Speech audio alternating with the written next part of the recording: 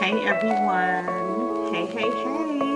Welcome to In My Beauty Bag, where we talk all things beauty, business, and wellness. I'm Yamina, your host, and the CEO and co founder of Yanni Beauty. Um, I love everything beauty related. I always tell people I see beauty in everything, all over everywhere. And so I wanted to create this space that we can just talk about beauty, but beauty from all types of perspectives. So from diverse beauty standards to beauty history to the beauty business, what that looks like, what products are trending, what looks are trending, all of the things. Beauty and business related, but we also got to sprinkle some wellness in there because I am a wellness coach and I teach mindfulness. And I think that is very, very important because, hey, like when you're in beauty, you have to be well from the inside out, right? To be your best self. So, in my beauty bag, it's all about that. This is episode 1 of season 1. I am so happy to be able to present this to you today. Um, it's Black History Month. So, as I'm recording this, it is Black History Month. And so, I thought that today, the very first episode, we would talk about beauty throughout history. Because beauty throughout history is something that has shaped our civilizations and our societies across the world forever. Beauty and beauty standards is nothing new. And we probably all know that. So this is nothing new. People have been defining what beauty looks like for people, what you should look like, how you should present yourself. And I kind of want to go through the times and talk about that and then bring it to our current times and talk about what beauty means right here in 2024, how I define beauty, and what I see kind of going forward. So if you are with me, let's talk about beauty through the ages. So we're gonna first talk about like ancient civilizations, right? So way back in places and times like in Egypt, Rome, Greece, Italy, the standards were emphasized by clear skin. Think about the Cleopatra's beautiful clear skin, symmetrical features, and everybody wanted that youthful look. I think that's the same now. We are wanting that youthful look. Um, but when you had that clear skin, that youthful look, it was kind of a sign of wealth. It was noble, but then they also had these very elaborate like hairstyles and things they wore on their hair. And even their makeup, even though they had really clean, beautiful skin, they had a little drama in the makeup, which I love a little drama in the makeup. And so they had that in ancient civilizations back in those times. So through that era, that's kind of how we were going. And like I said, I kind of see that even today. They say history repeats itself. And that's kind of what I'm seeing here in 2024. So after like ancient civilizations, we are going to move to the medieval times. And during those times, beauty was kind of based off of like religious beliefs. So people showed up in that way. They wanted to look pure. They wanted to look again noble. They had, they just wanted that look that they were kind of untouched, that kind of porcelain complexion. And we know kind of what that means. People wanted to be lighter. Unfortunately, it was just a thing. A lot of times it's still a thing, but that was kind of like that through the medieval, like European era. And but one thing I thought was really interesting as I was kind of doing the research on the different eras, the different beauty standards in the eras, was that people like plumpness. You know, it has been plenty of many eras where people like they want a thinner face, they want more sculpted looks.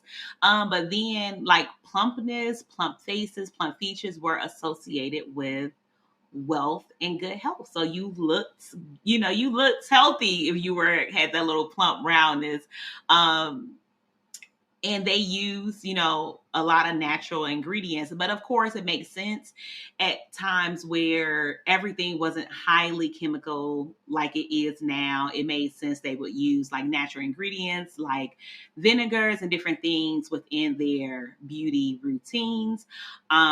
We are again bringing that back. We're all about clean beauty at Yanni Beauty. We are every day trying to innovate, like what does clean beauty look like for us? What does that look like for all of the consumers of our products, and really trying to get that right. So I high five to and clap into the medieval European times where natural ingredients was kind of at the top of the list.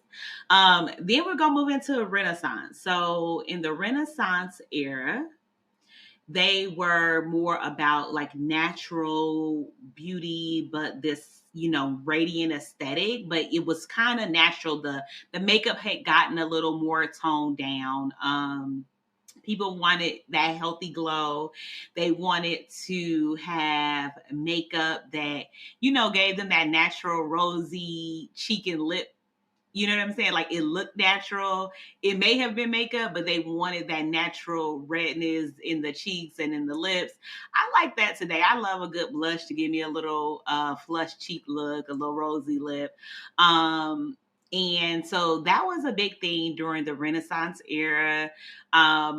They of course use like still, we're talking about well back when a lot of things were in chemical and they were using natural things. So they use kind of like natural dyes and things to create those cosmetic products to give them that look. And when I think about it, I wonder, like, did they use like pomegranate powder, raspberry, strawberry? Because I know like today when we are like doing formulations and we're thinking about how we can make things with natural ingredients, a lot of times it comes back to different fruit extracts, natural fruit powders to give you that kind of red, deep look in different tones, but without having to use like artificial dyes. So, I just kind of wonder if that's kind of what they used in that era to give them that rosy, flushed look. Let me know what you think. And then moving on to the Victorian era. So in the Victorian era, modesty and chastity were the thing. Those were like the prized virtues. It reflected in their beauty standards. Women wanted to be like little delicate, ethereal flowers. They still like, wanted the rosy cheek looks. They were really good with being like shapely, like rounded figures, full figures, a little curve. So,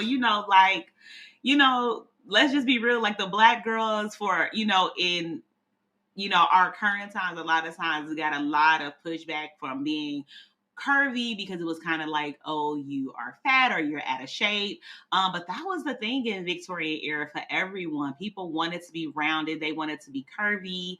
The hairstyles were elaborate. They would have like flowers, ribbons, decorative combs. It was the thing to be.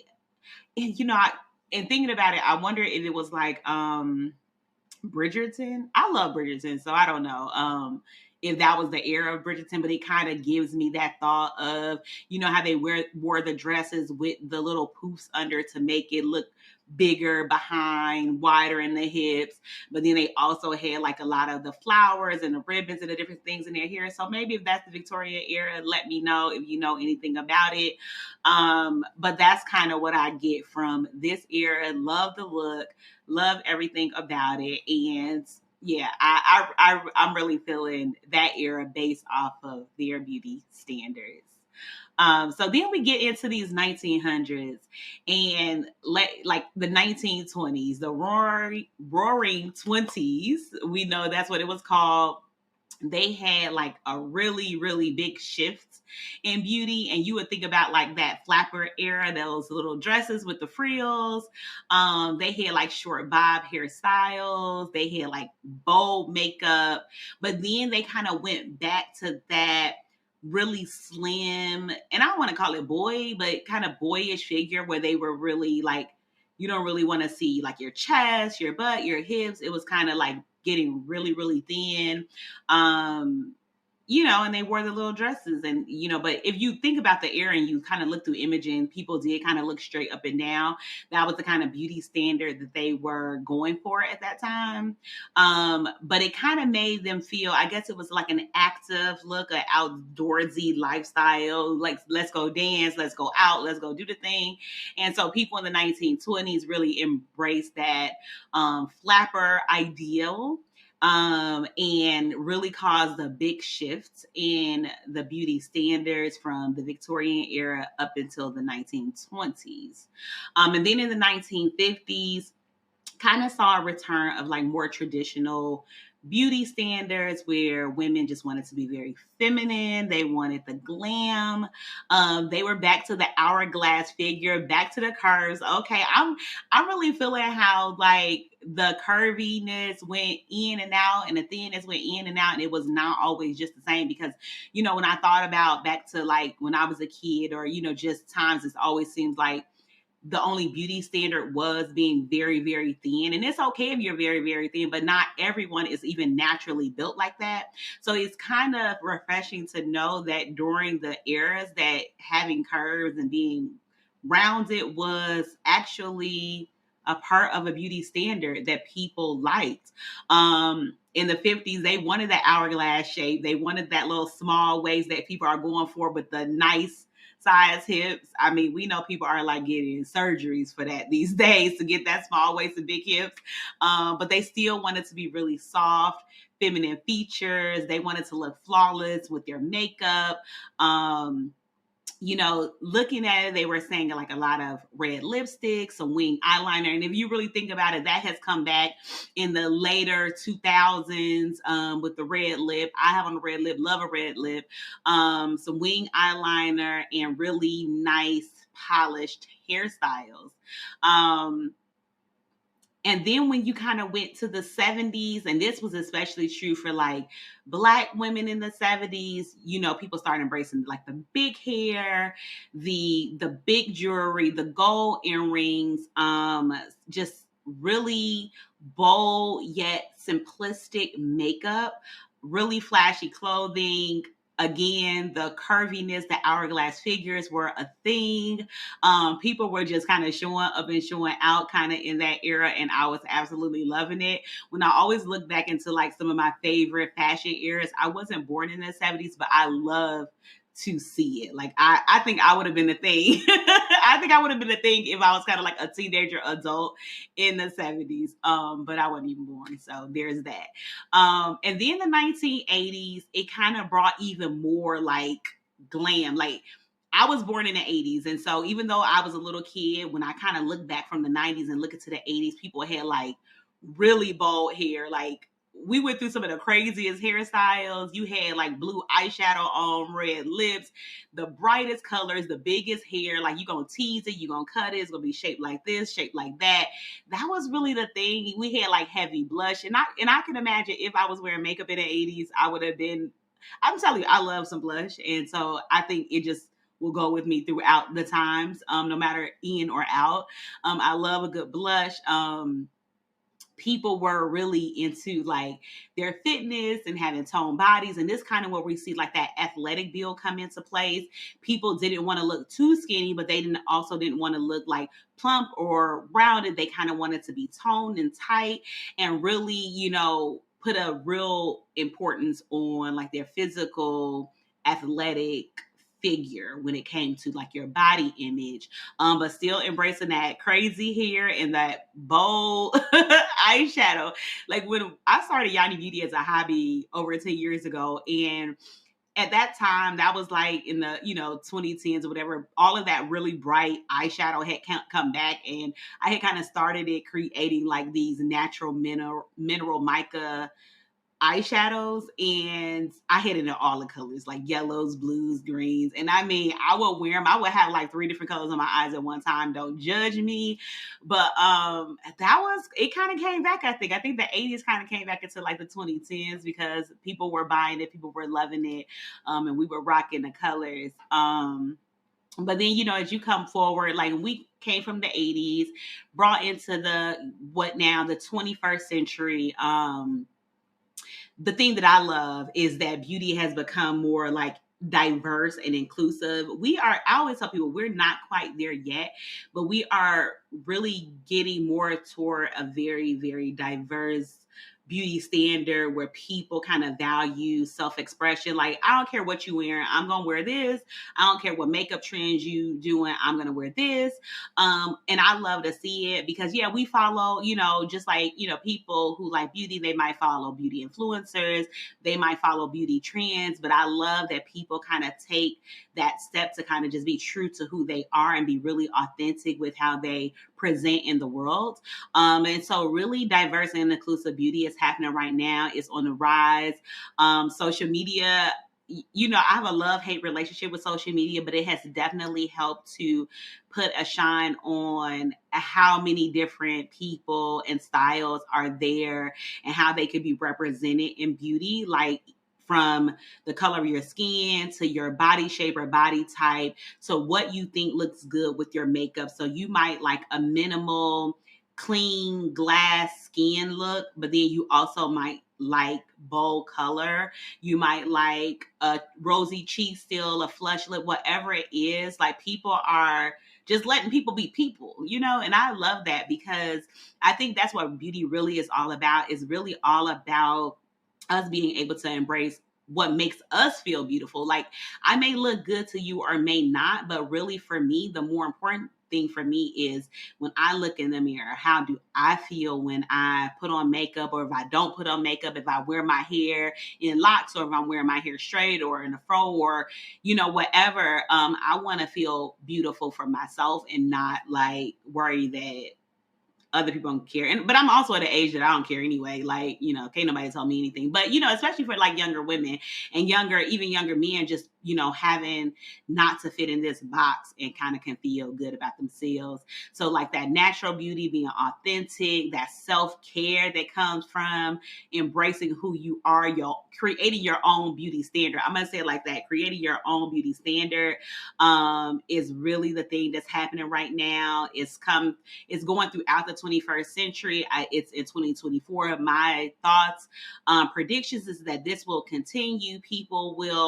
You'll start going outside and people will start looking not like everyone else. You would see people with different clothes styles on at any given time, any different makeup.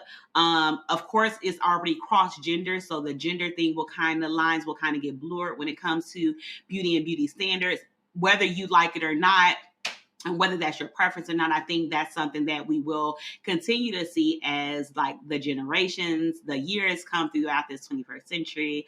Another trend, I'm thinking that people are really going to embrace taking care of what's underneath their makeup. If you're a makeup person, a lot of people would just put makeup on top of like acne or trouble skin to cover it up. But I think, and I know, like going forward, people are going to make time to really care for their skin, because it's a self-care, it's a wellness thing. They're going to care for themselves. Like, even if they wear makeup, they want to take their makeup off and know that they actually cared for the skin underneath, care for their body. So no matter what your body type, your body shape is, how much you weigh, it's going to be more like, I ate right to care for my body. I did these things to care for myself.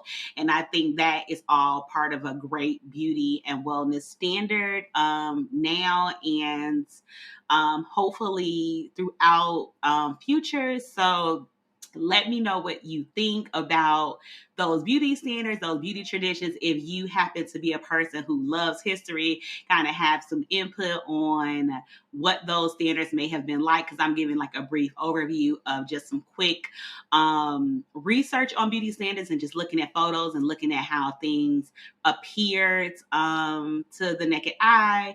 But let me know your thoughts about beauty throughout the history as we celebrate Black History Month. It is a history month, so I thought it would be the perfect good segue into the month.